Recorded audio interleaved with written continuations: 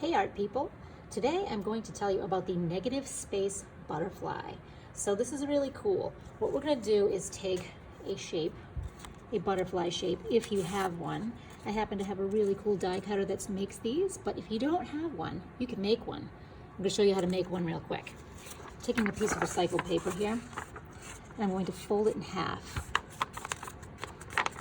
And knowing where my opening is, I'm going to draw towards the center, draw towards my folded part, and I'm going to draw half of a butterfly. So if I'm looking at this butterfly, I'm thinking half looks like, okay, we've got the half of the head here, we've got a wing coming out.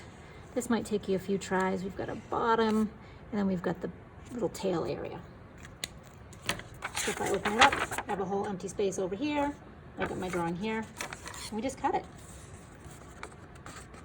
If you don't cut it exactly on the lines, it's still going to probably look pretty good. I'll leave a little extra space here. And you can play with the wing shape and get it to look however you want to.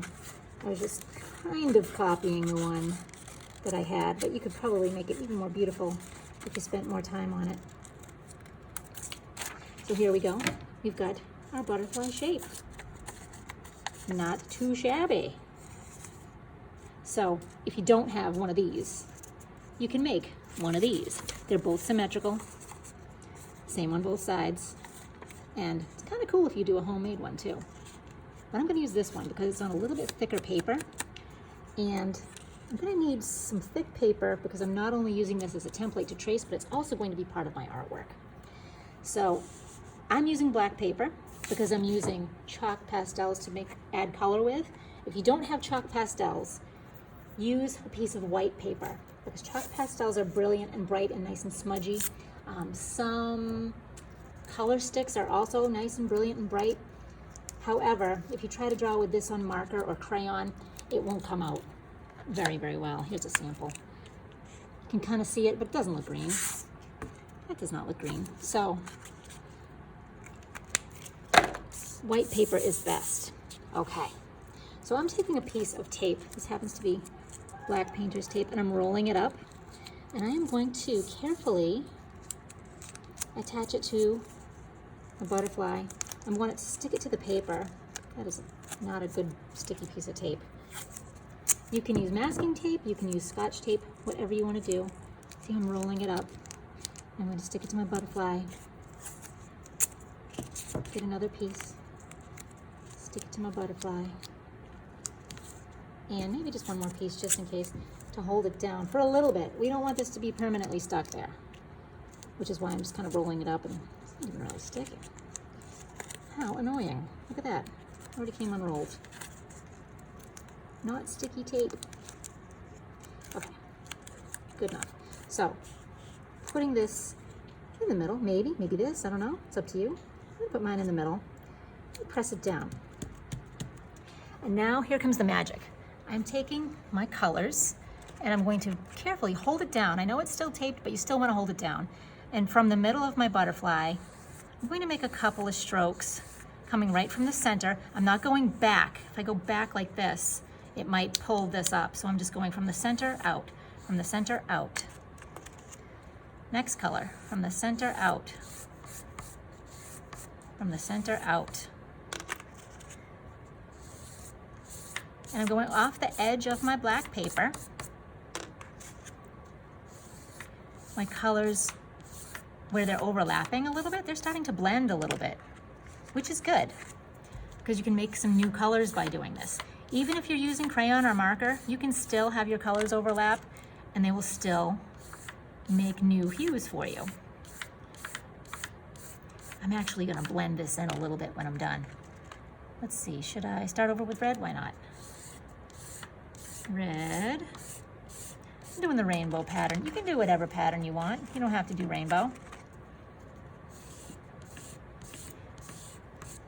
You could probably even do all one color if you wanted to, but I think that when you won't really get any color mixing happening in different hues if you do that. So again, I'm going from the middle. Green. Light blue. I happen to have a light blue and a blue, so I'm going to do both of those. And do I have enough room for one more? Ooh, I messed up. That's okay. It's still gonna look good. Red. I'm gonna turn my paper a little to make it easier for me to reach. You can do that too. Red. Orange. Can I make it stretch to the other red? Yellow. I'm gonna make it work. Green. Blue. Making mud in the middle there. I've overlapped a lot, but that's okay. Now, all right, looking interesting. With my finger or with the tissue, let's just blend a little. You can't really do this with a crayon or with marker, but you can with oil pastels or chalk pastels. I don't want to blend too much because I don't want all my colors to run into one another. I'm just going to smooth it out, make it a little softer. Interesting. Okay, so let's flip this paper over so you can see any of that smudge. I'm going to very gently take my butterfly or shape, whatever shape I've made. It doesn't have to be a butterfly. I'm going to take it off. Take off my tape. Look at that. I've got some negative space. Negative space is usually the background or the area that is around a drawing. In this case, we have a whole bunch of positive space that is focusing in on the negative space. So we could leave it like that. That's kind of cool. It's a little bit dusty.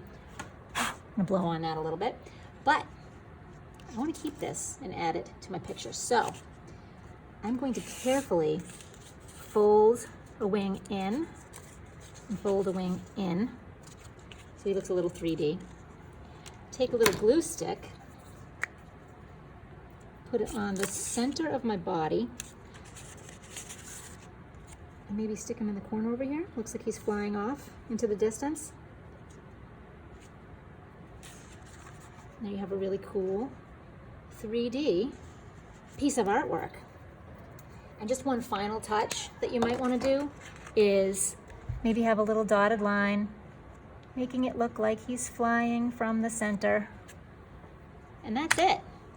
Pretty cool, quick and easy to do, negative space drawing. And like I said, it doesn't have to be a butterfly. It could be anything that is symmetrical. If you wanted to fold it and cut it that way that we did earlier. If it's the same on both sides, it could be a butterfly, it could be a flower, it could be just some sort of organic shape. It's completely up to you. Hope you enjoyed that. Let's get started and try making our own. You'll need some scissors. You'll need some scrap paper for your template, any colors of marker, crayon, oil pastel, or chalk pastel, and a background paper. Oh, and of course some tape.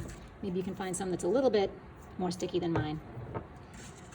Have fun and keep on creating.